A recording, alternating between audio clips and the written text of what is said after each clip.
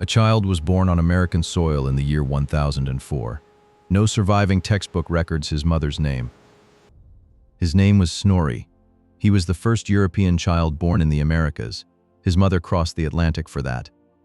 Her name was Gudrid Thorbjarnardottir. She was from Iceland. She made the crossing 500 years before Columbus sailed. Two Norse sagas recorded every detail of her voyage. They recorded her name. The history books that followed did not. The choice to credit Columbus was exactly that, a choice made by historians who read Latin and not Norse. Her story did not disappear. It was preserved in writing for centuries.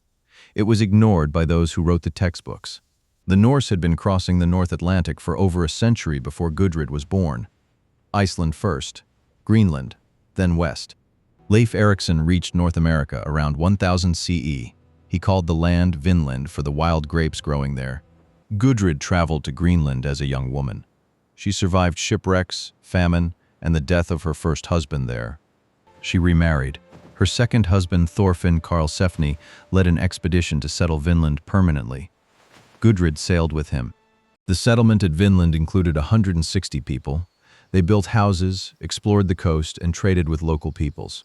In the year 1004, Gudrid gave birth to a son inside the settlement. They named him Snorri Karlsefnisson. Snorri Karlsefnisson was the first European child born on American soil. His birth is recorded in both sagas. The settlement lasted 3 years. Conflict with the local Skrælings eventually forced the Norse to abandon Vinland and sail home. Gudrid returned to Iceland. She raised her son. She later made a pilgrimage to Rome on foot and met the Pope.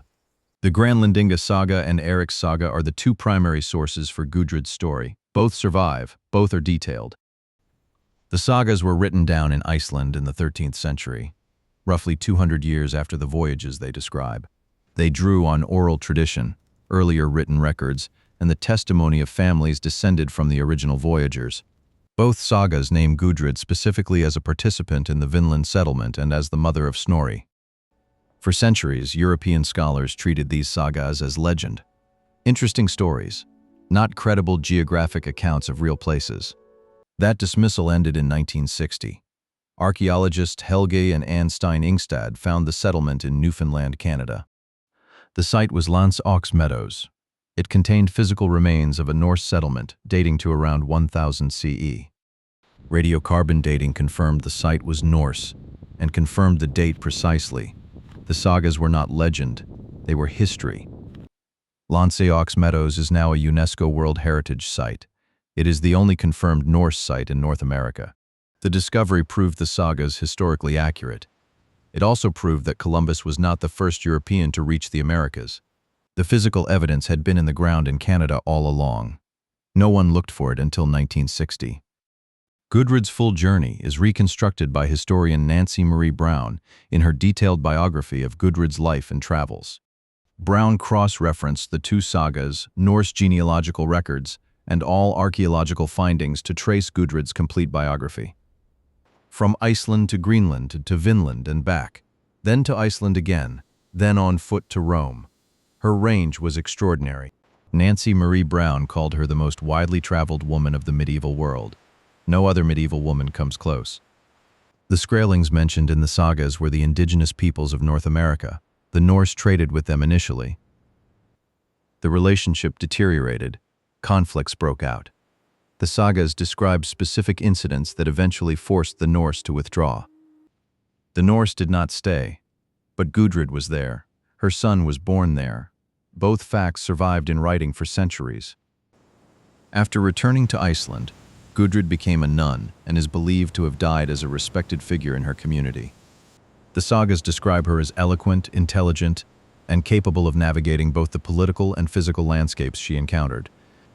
She is the only medieval woman documented to have traveled from North America to Rome within a single lifetime. A spindle whorl was found at Lance Aux Meadows, a small object made of soapstone, used by women for spinning wool.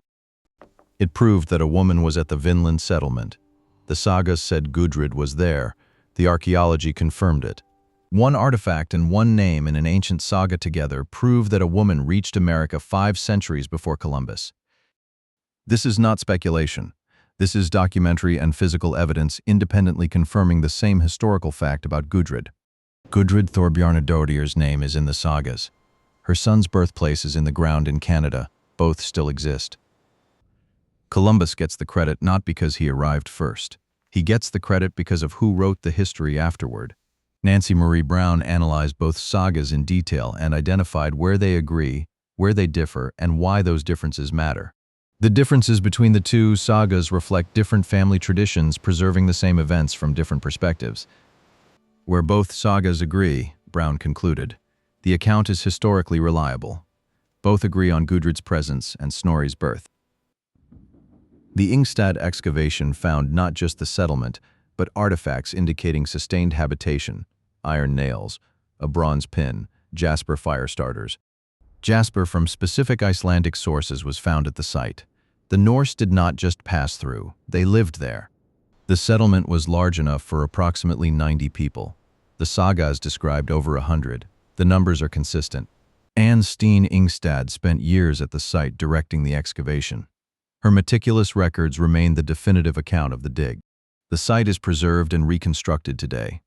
Visitors can walk into replica Norse longhouses built on the original foundations. Every major piece of physical evidence at the site confirms what the sagas recorded. The texts and the archaeology align precisely.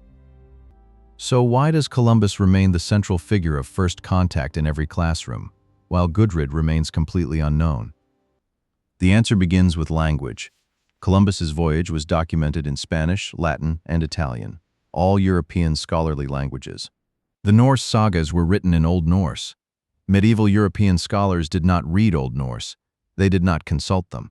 Columbus's voyage triggered permanent European colonization. The Norse did not stay. Historians credited the voyage that changed history. But discovery does not mean first arrival. It means first contact that triggered consequence. That definition was chosen deliberately. That definition was chosen by historians who needed Columbus to be the starting point of the Western Hemisphere's modern history. In that framework, Gudrid cannot be the discoverer. Her voyage left no permanent European presence, so it does not count. But the framework itself is the deeper problem. It was designed to justify colonization, not to accurately describe who arrived when. Gudrid's erasure is not a footnote error. It is the direct result of which historical framework scholars chose to apply. The Norse sagas were available in European libraries for centuries. No one chose to center them. The choice was deliberate. The site at Lance aux Meadows still stands in Newfoundland. The turf longhouses have been reconstructed on their original foundations. The sagas still exist in Iceland and Denmark. They have been read by scholars for centuries. They contain Gudrid's name. Gudrid Thorbjarnardottir crossed the Atlantic before Columbus was born. She gave birth on American soil. She went to Rome. Her name survived because two sagas preserved it.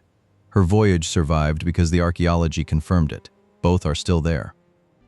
The silence around Gudrid Thorbjarnardottir was not what history accidentally forgot. It was what history deliberately chose not to teach.